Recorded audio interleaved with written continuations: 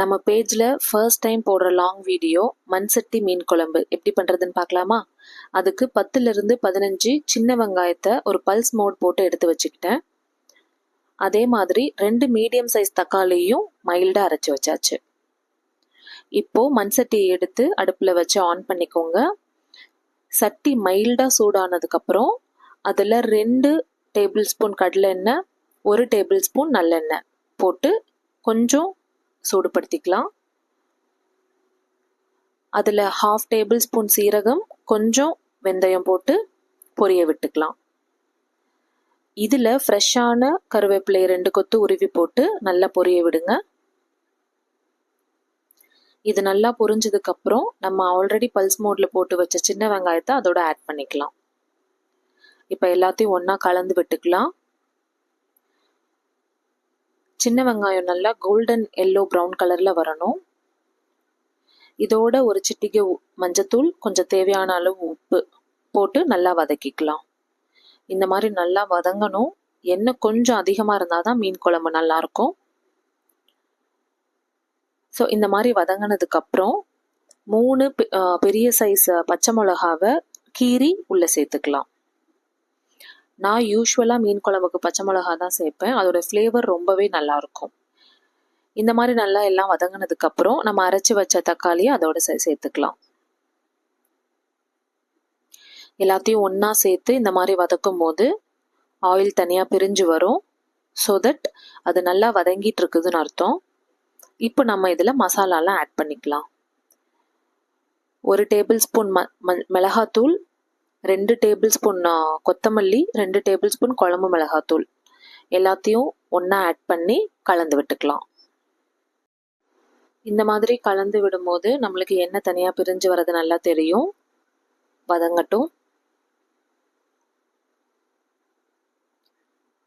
ஒரு ஊர்லேயும் ஒரு ஸ்டைலில் மீன் குழம்பு வைப்பாங்க. இது என்னுடைய தனிப்பட்ட முறையில் மீன் குழம்பு நான் வைக்கிற ஸ்டைலு. ஸோ நீங்கள் ட்ரை பண்ணி பாருங்கள். இந்த மாதிரி வதங்கும் போது மைல்டாக அடி பிடிக்கிற மாதிரி இருந்துச்சுன்னா லைட்டாக தண்ணி ஊற்றி கலந்து விட்டுக்கோங்க. மசாலா எல்லாம் ஒன்றா சேர்ந்து நல்லா கொதிக்கணும். ஒரு சிலவங்க இதில் முருங்கைக்காய், கத்திரிக்காய், மாங்காய் எல்லாம் ஆட் பண்ணுவாங்க. அந்த மாதிரி காய்கறி வகைகள் ஆட் பண்ணும்போது அதோட டேஸ்ட் இன்னமுமே நல்லாயிருக்கும்.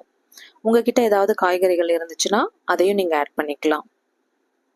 ஸோ மீன் குழம்புக்கு மசாலா நல்லா கொதிச்சிருந்தா அதோட டேஸ்ட்டு ரொம்பவே நல்லாயிருக்கும். அதே மாதிரி ஒரு மீனோட டேஸ்ட்டுமே குழம்போட டேஸ்ட்டை மாற்றும். ஸோ உங்ககிட்ட என்ன மீன் இருக்கோ அந்த மீன் படி நீங்கள் குழம்பு வச்சுக்கலாம். இப்போது இதில் புளி ஆட் பண்ண போகிறோம். அதுக்கு நான் ஒரு லெமன் சைஸு புளியை நல்லா ஊற வச்சு அதிலிருந்து சாறு எடுத்து வச்சுருக்கேன். இந்த மாதிரி நல்லா எண்ணெய் பிரிஞ்சு வந்ததுக்கப்புறம் அதில் நம்ம எடுத்து வச்சிருக்கிற புளி சாறை ஆட் பண்ணிக்கலாம். ஸோ புளி சாறு ஆட் பண்ணதுக்கப்புறம் நல்லா எல்லாத்தையும் சேர்த்து கலந்து விடுங்க. இந்த டைமில் லைட்டாக டேஸ்ட் பண்ணி பாருங்கள், உப்பு, புளி, காரம் எல்லாம் கரெக்டாக இருக்கான்ட்டு. இதில் எது கம்மியாக இருந்தாலும் நீங்கள் கொஞ்சம் ஆட் பண்ணிக்கலாம். அதுக்கப்புறம் தேவையான அளவு தண்ணி ஊற்றிக்கலாம். உங்களுக்கு என்ன கன்சிஸ்டன்சியில் வேணுமோ அந்த கன்சிஸ்டன்சிக்கு வச்சுக்கலாம். தண்ணியாக வேணும்னா தண்ணியாவோ, இல்லை கிரேவி டைப்பில் வேணும்னா கிரேவி டைப்லையோ வச்சுட்டு நல்லா கலந்து விட்டுக்கோங்க.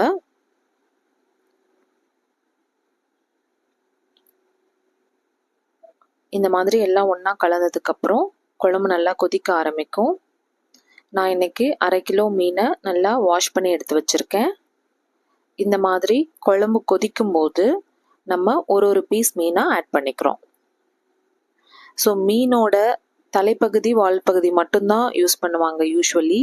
பட் உடம்பு பகுதியும் போட்டு நம்ம வைக்கும் போது அதோட டேஸ்ட் இன்னமுமே நல்லாயிருக்கும். ப்ளஸ் நம்ம மீனை ஃப்ரை பண்ணி சாப்பிட்றத விட குழம்பு மீன் சாப்பிட்றது ரொம்பவே ஹெல்தி.